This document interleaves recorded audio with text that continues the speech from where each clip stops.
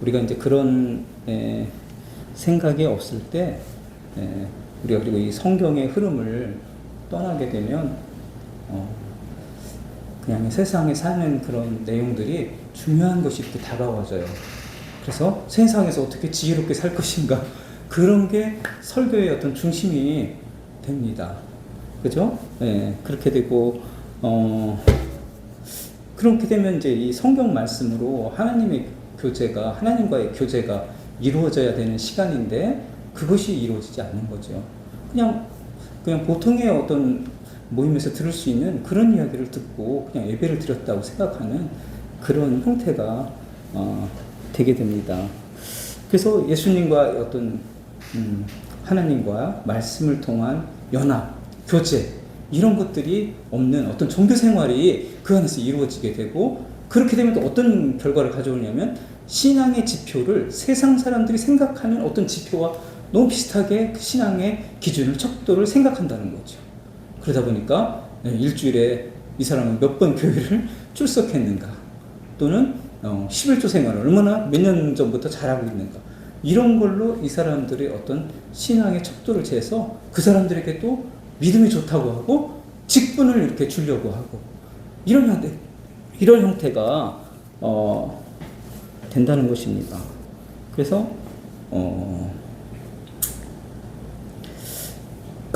그런 사람들이 이제 어떤 하나님과의 어떤 말씀으로 교제는 중요하지 않아요. 그냥 그런 것들을 잘한 사람이 믿음이 좋고 신앙이 깊은 사람, 이렇게 된다는 거죠. 그래서 정말 말씀으로 하나님과 잘 교제하는 사람이 만약 그런 행동 안 했잖아요? 그러면 믿음이 없는 사람으로 거기에서는 이렇게 보여지게 되죠. 마치 이렇게 백조가 얼마나 아름다운 새예요. 근데 오리들 틈에 가면 오리들이 뭐라고 해요? 왜 이렇게 이상하게 생겼어? 이렇게 얘기하겠죠, 백조한테. 그죠? 그 사람이 원래 백조인데. 그런 상태가 된다는 것입니다. 그래서 이게 신앙이라는 것은 가장 중요한 게 성경 말씀으로 하나님과 교제하는 그런 상태를 내가 유지하면서 갖는 거구나.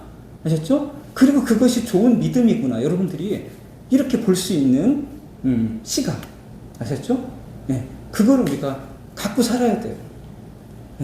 그게 그래서 우리가 내가 진짜 드디어 좋은 믿음의 상태로 가고 있구나. 여러분들 그거를 이제 이 말씀으로 하나님과 교제하는 어떤 그 연결점을 찾아가는 거예요. 아시겠죠? 그래서 이 성경을 이렇게 성경이 말하려는 그 의도를 따라서 우리가 그렇게 만나는 그런 시간을 가져야 된다는 거죠. 우리가 이 시간을 통해서 그런 것들을 이제 해 나가는 겁니다. 해 나가고 있는 중이고. 내가 또 말하노니 4장 1절 보겠습니다. 유업을 이을 자가 모든 것의 주인이나 어렸을 동안에는 종과 다름이 없어서 그 아버지가 정한 때까지 후견인과 청지기 아래에 있다. 이와 같이 우리도 어렸을 때에 이 세상의 초등 학문을 아래서 종로를 타였다. 이렇게 돼 있죠.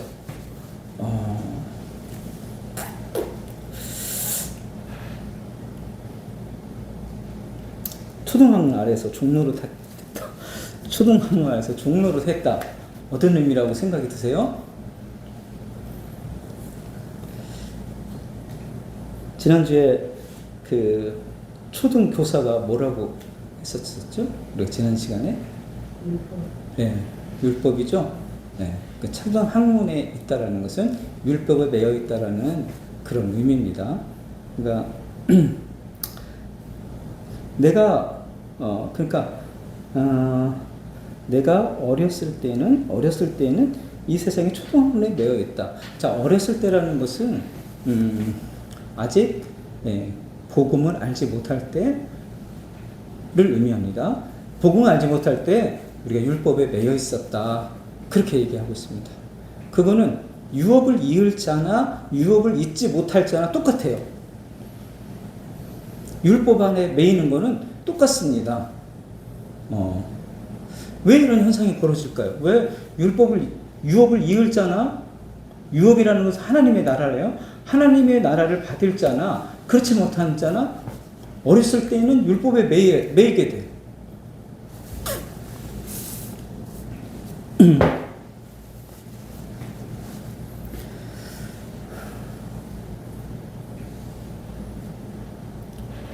우리가 사실 태어나는 순간 누구나 다 율법에 매이는 겁니다. 예수님을 만나지 못한 상황 속에서는 다 율법에 매여 있는 거예요.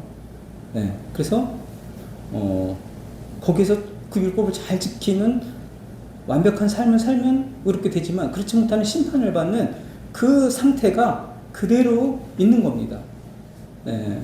그것이 어떻게 보면 세상에 살아있는 사람도 사실 다 로마서에서 내가 다 율법을 주었다고 하잖아요. 네. 그 양심에 다 심어줬어요. 그렇기 때문에 누구나 다 율법 아래에 있는 겁니다. 그래서 그 사람들도 그 율법의 세계에 지금 갇혀 있는 거예요. 그리고 이것이 신앙생활을 시작했다고 해서 바로 율법에서 벗어나는 게 아닙니다. 신앙생활에 있어도 아직 율법적인 그런 가치관과 신앙생활을 사람들이 얼마든지 하고 있는 거예요. 드디어 복음을 만날 때 비로소 거기서 사람은 벗어나는 거죠. 율법의 신앙에서. 근데 그 유업을 이을 자는 그 복음을 화답하는 형태로 나오게 되는 거예요. 아무리 신앙생활을 같이 했다 해도 복음을 받아들이지 않는 마음이 있습니다. 거기서 신앙생활 아무리 해도 나는 율법적인 설교가 난 너무 마음에 들어. 나는 그게 너무 좋아. 그런 상태로 있는 거예요. 어떤 사람은 복음의 메시지를 듣고 이런 방향이구나, 이거구나, 이렇게 나오는 사람이 있어요. 그렇지만 나는 그냥 이게 너무 좋아, 이렇게 되는 거죠.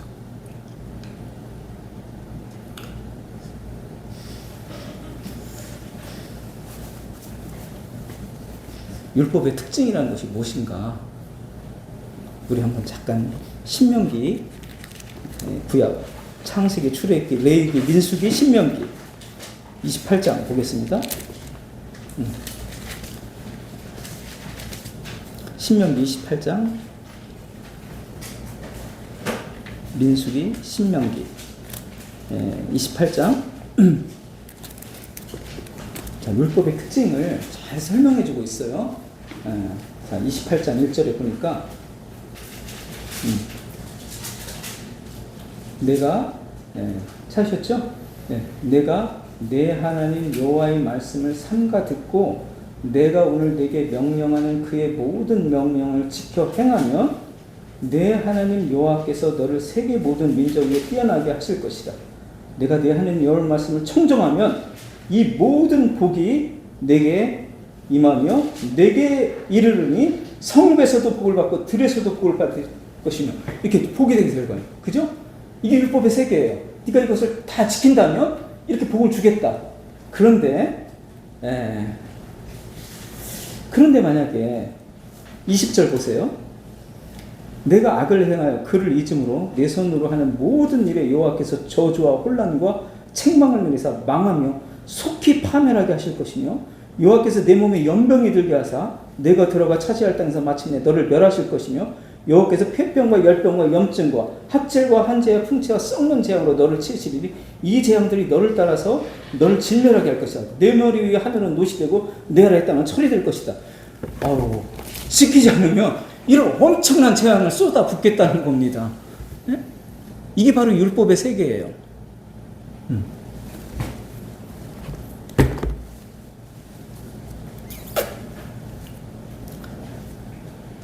그러니까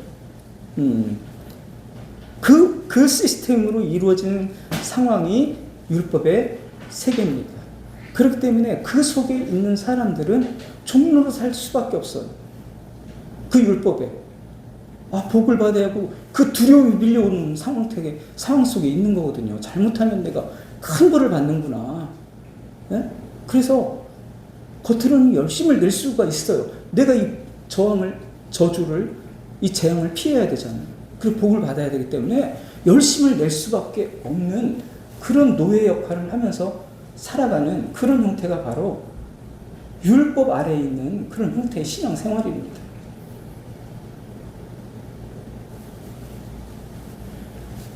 거기로부터 벗어나서 예수님께 가야 되는데 그 안에 머물게 됐다면 이런 신앙생활을 하게 되고 이런 걸 주장을 하고 거기에 또 영향을 받고 거기서 어떻게든지 그 안에서 살아보려고 복을 받고 살아보려고 노력하는 그런 신앙 형태로 간다는 거죠. 제가 교육전도사로 제가 직장을 그 남들이 그래도 좋다고 하는 직장에 다니고 있었어요. 그만두고 제가 이제 하나님 좀 너무 알고 싶고 정말 인생이라는 게 어떻게 보면은 80, 90 좀 살잖아요. 거기서 내가 교회를 다녔지만 이 성경이 뭘 말하는지 너무 잘 모르겠어요. 네. 오랜 시간 신앙생활 했죠. 그래서 정말 이게 이렇게 중요한 건데, 네? 우리가 어떻게 보면 인생이라는 것은 순간이라고 할 수도 있잖아요. 영원한 시간과 이렇게 비교해 보면, 그래서 나 아무리 여기 직장에서 잘 나가고 돈 많이 벌었어도 이거 모르고 그냥 내가 인생을 마감한다면 난 너무 실패한 것 같은 인생이다. 그런 느낌이 드는 거죠. 그래서 그런데 내가 교회를 다녔지만 뭔가 성경을 알아가기는 너무 힘든 거예요. 설교는 많이 들었지만 성경에서 지금 내가 이렇게 내 스스로 이렇게 보려고 하면 무슨 의미인지가 다가오지가 않는 거야. 잘. 그래서 정말 성경 정말 좀 알고 싶다. 그런 마음에서 제가 한 4년 정도 직장생활 했을 거예요. 네. 그만하고 그 총신대 신학대 들어갔죠. 그때. 그래 거기 들어가면 이제 전도사 이제 이 신분이 막 바로 바뀌더라고요. 사람들이 불러주는 신분이 전도사님이랑 거기는 이제 다른 반 친구들한테 김 전도사님 뭐 이렇게 불러요. 뭐 씨 이렇게 부르지 않고 그래서 제가 처음으로 이제 거기 가면 이제 실습도 해야 되고 또 좀 생활비도 좀 있어야 되고 하니까 대부분 사람들이 교육 전도사로 어디에 교회에 들어가려고 노력을 하게 되고 저도 그래서 교회에 들어갔었는데 제가 들어간 교회에서 어느 날 이렇게 부흥회를 했어요. 부흥회. 근데 부흥회 내용이 정말 교회에 충성 봉사를 열심히 한 사람이 어떤 복을 받는가 그거를 막 설명을 해주는 거죠. 그리고 교회에 성실하지 못했던 사람들이죠. 11조 잘 안 내고 뭐 이런 사람들이 재산이 탕진되고 또 인생이 불행해지고 막 이런 것들에 대해서 한참 그 부흥사가 얘기를 하는 거예요. 사람들 많이 있었죠. 근데 끝으로 무엇을 하느냐면 올해 이 교회에다가 여러분들이 헌신할 그 금액을 작정을 하라고 하더라고요. 작정을 하라는 거였어요. 그러니까 어떤 사람한테는 그 작정 금액을 알려줘요. 당신 여기 뭐 장로 안수집사? 당신은 3천만 원, 당신은 2천만 원, 뭐 이렇게 막 정해주는 거예요. 근데 사람들이 지금 설교 한 2시간 정도 막 그런 얘기를 많이 들었잖아요.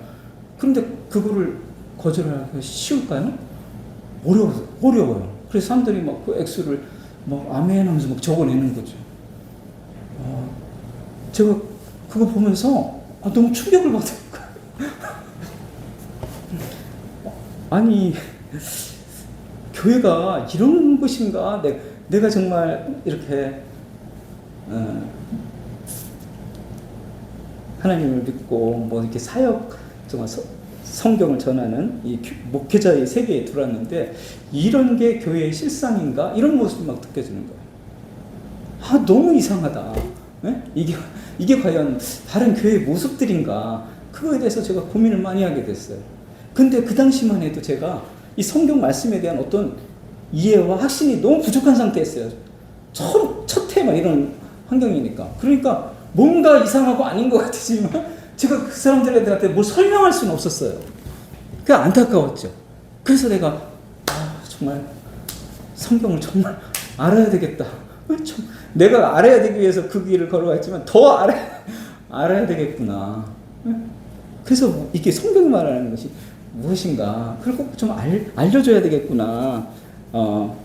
그런 것을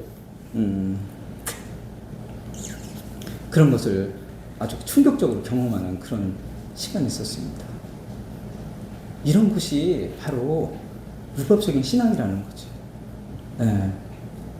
그 사람들은 그 몇 배로 받을 것을 또 생각하면서 적는 것, 그리고 안 하면은 또 몇 배로 손해볼 것, 몇 배로 손해볼 걸 또 생각하면서 적게 되는 거죠. 네. 그 사람이 하나의 어떤 그 율법의 어떤 종처럼 그 두려움, 그 두려움이 그런 활동을 하게 하는 그런 신앙이 그들이 이렇게 하게 되는 그런 형태의 신앙으로 보여지는 거. 그것을 제가 느끼고 정말 그때부터 더 성경에 대해서 더 알려고 많이 노력을 했던 것 같아요. 율법이라는 것이 어떤 나쁜 건 아닙니다. 율법이라는 것은 원래 하나님이 그리스도에게 가라고 보내준 거잖아요. 그죠? 그리스도를 알고. 근데 만약에 그 매를 들고 너 여기 있으면 심판 받으니까 빨리 가. 빨리 가. 그거예요? 근데 만약에 그 안에 계속 머물러 있잖아요? 그러면 계속 그 신앙에 머물고 있고 매를 맞는 신앙으로 계속 그 자리에 있는 겁니다. 안 가면. 가라고 거기서 매를 들고 있는 건데 맞으려고 있는 거예요, 계속. 그럼 계속 맞다가 끝나는 거죠.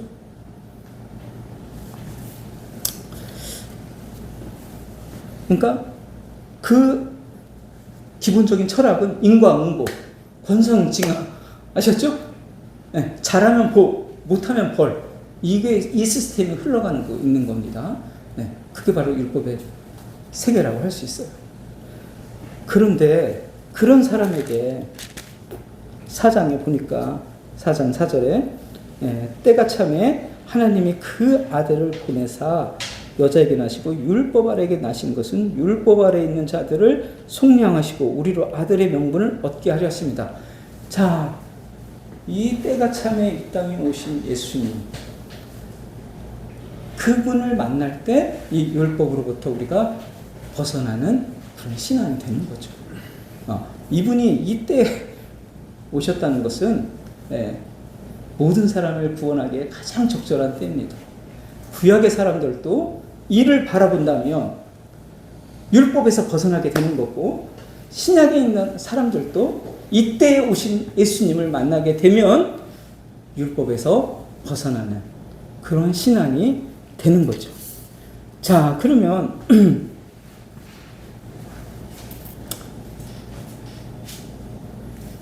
어떤 일이 벌어지나요? 어떤 일이 벌어지냐면 6절에 너희가 아들임으로 하나님이 그 아들의 영을 우리 마음 가운데 보내사 아빠 아버지라 부르게 하셨느니라. 그러므로 내가 이후로는 종이 아니요 아들이니 아들이면 하나님으로 말미암아 유업을 받을 자니라. 자, 여기서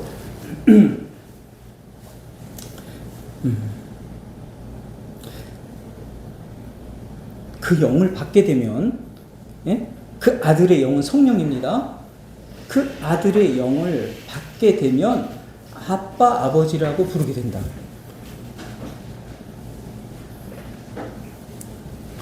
우리가 성령 받았다고 했잖아요.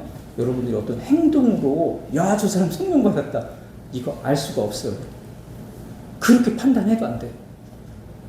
어떤 사람이 만약에 행동을 막 되게 도덕적으로 선하게 그런 행동을 해서 그것을 성령 받았다고 생각하면 안 됩니다. 다른 어떤 불교나 다른 어떤 종교에서도 훈련을 시키면 누구나 그렇게 할 수 있어요.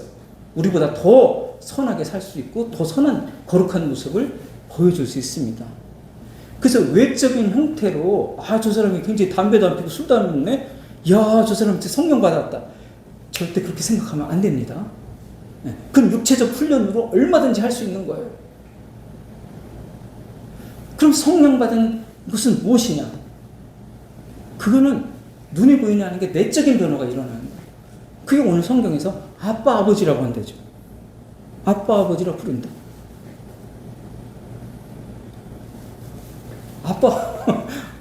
아빠 아버지가 뭐야? 우리가 어떤 때 자녀들이 아빠라고 그래요?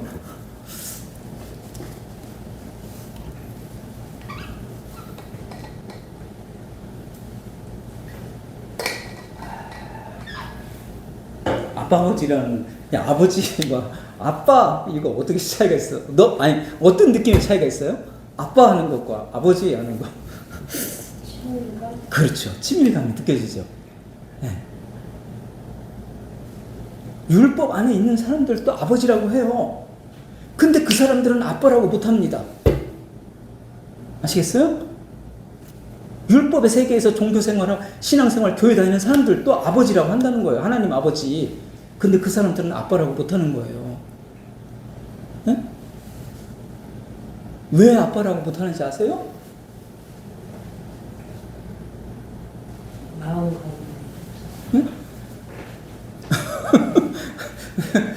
왜 아빠라고, 그 사람들은 왜 아빠라고 못할까요? 아들의 영이 그들의 마음에 있지 않아서. 그러면 아들이 아버지라고 할 수 있는 거 아니에요? 근데 아빠라고 못한대요.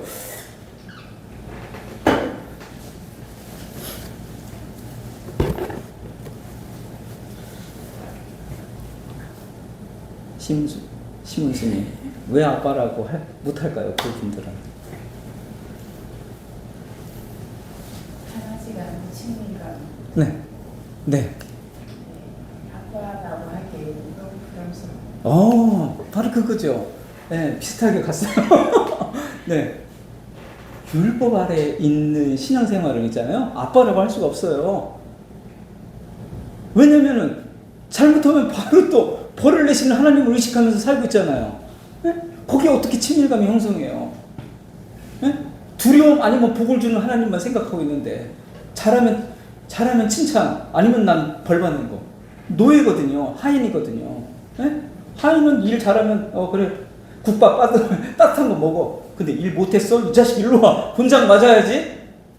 아니면 너, 이제 다음부터 이제, 다른 집으로 너 쫓아내버린다? 에? 우리 집에서 너 그동안 너무 편하게 잘했었지? 너 같은 놈 필요 없어. 우리 집에 내보낼 거야. 이렇게 된단 말이에요. 그런 사람한테 어떻게 아빠라고 할 수 있겠어요? 에? 그런 관계에 있는 거예요. 그런데 예수 그리스도의 영으로 거듭난 사람 있잖아요? 내가 율법 아래 있었지만 이 복음을 만나고 예수 그리스도를 이제 사랑하게 된 사람 있잖아요? 그런 사람들은 아빠라고 불러요. 왜냐? 친밀감이 형성됐기 때문에. 무엇으로? 그리스도의 영. 내가 이루어야 될 모든 것을 있잖아요? 그리스도가 완성했다는 것을 믿어지는 사람들이에요. 그렇기 때문에 내가 아빠한테, 하나님 앞에 두려움이 사라졌어요. 저의 가장 큰 변화가 그거예요. 내가 두려움이 사라졌어요. 저는 사실 정말 뭐 하나, 일요일날 길 가다가 뭐 하나 사 먹어도 있잖아요. 내가 오늘 안식일 거룩하게 지키라고 했는데 이거 사 먹어? 나 이거 오늘 큰일 나는 거 아니야? 이런 두려움에 쌓였었어요. 처음에 신앙생활 할 때. 텔레비전도 잘 못 보겠어요, 그날은. 그리고 내일이 숙제 제출하는 날인데 그날은 숙제도 안 해. 일하지 말라고 했어요. 다음날 아침 일찍 일어나서 해. 두려움이 기본이라니까요. 두려움이. 아빠라고 할 수가 없어요. 이 아빠라고 한다는 것은 내가 이 땅에서 이루어야 될 모든 율법의 요구 있잖아요. 그거를 그리스도가 다 나를 위해서 완성해 줬다는 그 믿음의 고백 속에 있는 거예요. 그런 관계예요. 나는 예수님, 하나님과 정말 아무런 꼬리낌이 없는. 왜냐면 중간에 예수님이 다 그걸 이루어 주셨기 때문에 나는 정말 너무나 똑딱한 아들이고 딸이 된 거예요. 네, 가장 사랑받는 딸. 그런 사람이 아빠라고 하죠. 당연히. 아빠, 나 오늘 일찍 왔어. 용돈 좀 줘. 이런 관계로 간다는 거예요. 네. 그러니까 이게 여기 얼마나 깊은 메시지가 들어있어요. 아빠, 아버지 이 한마디에.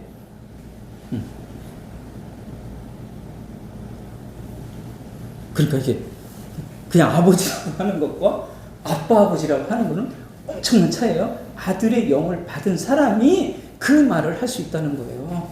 그 사람은 더 이상 이 집에서 쫓겨날 두려움이 없어요. 내가 이 집 장손이고 큰아들이야. 예? 내가 이 집에 제일 중요한 딸이야. 왜 이 집에서 그리고 나를 제일 사랑해? 아버지가. 이 주인집에 아버지가. 그럼 내 무슨 두려움이 있어요? 그죠? 난 그냥 여기 살면은 이 집을 그냥 물려받는 사람이에요. 네. 유업을 이을 자예요.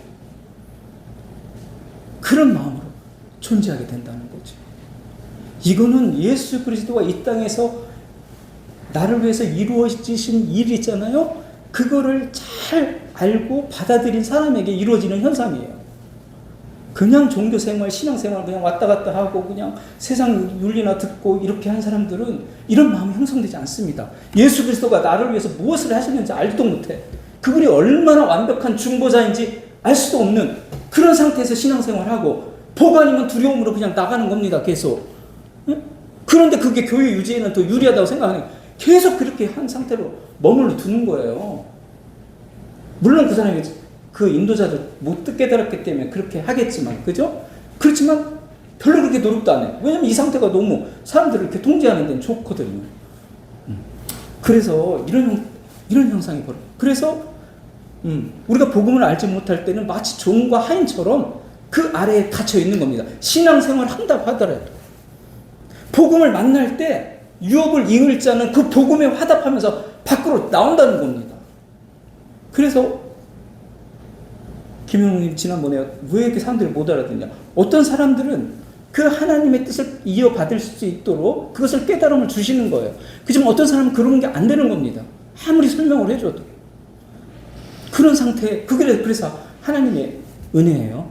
누구나 다 처음에는 다 그 율법의 세계에 갇혀 있는 겁니다. 거기에서 이제 복음을 만나서 나오는 사람이 있는 겁니다. 이것이 참다운 복음의 세계, 아빠, 아버지라고 부를 수 있는 세계, 그것이 참다운 진리의 길이구나.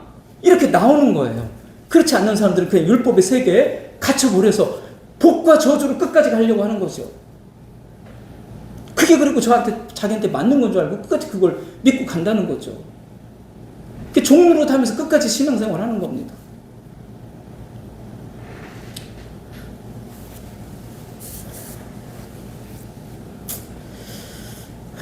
그래서 성령이 와서 하는 일이라는 것이 이렇게 막 사람을 행동을 막 그렇게 막 이게 아니라 나를 하나님의 아들로 만들어준 그리스도의 그 일이 얼마나 소중하게 나한테 역할을 했는가를 기억하면서 그 그리스도에 대한 감사, 사랑 그것을 자꾸 표현하는 사람이 되는 거예요. 왜냐하면 아들의 영이 왔잖아요. 그럼 아들을 높이는 신앙이 되는 거지. 네? 마더 테레사의 영이 임했어요?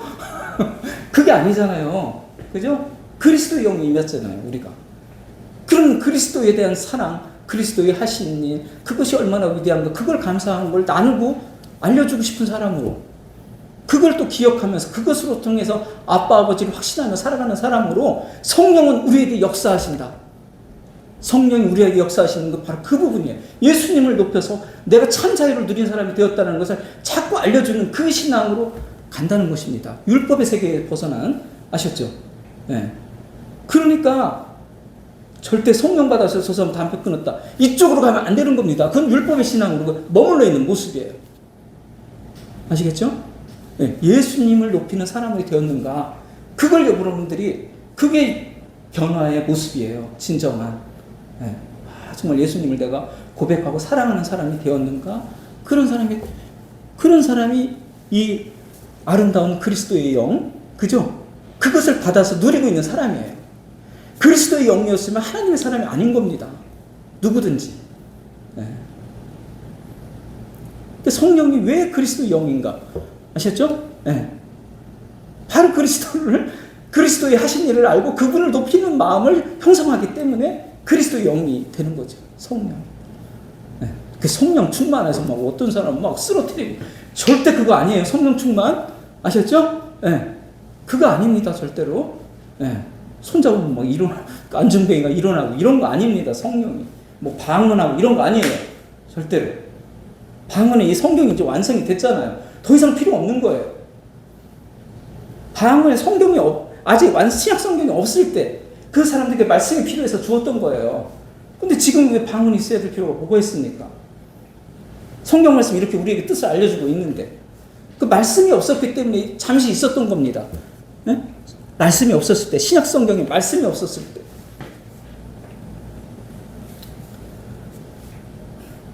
그 율법적인 신앙을 따르다 보면 그런 신기한 거, 모르게 행하는 거, 그런 거에 관심을 갖는 거예요. 그게 율법적인 신앙인 거예요. 그리스도의 영이 없어서 그렇습니다. 그 그리스도가 하신 일로 가슴이 뜨겁고 마음이 뜨겁고 감사하고 뜨거워지는 거예요. 그래서 우리가 사랑으로 이렇게 만날 수 있는 겁니다. 복음을 나눠줄 수 있는 거고.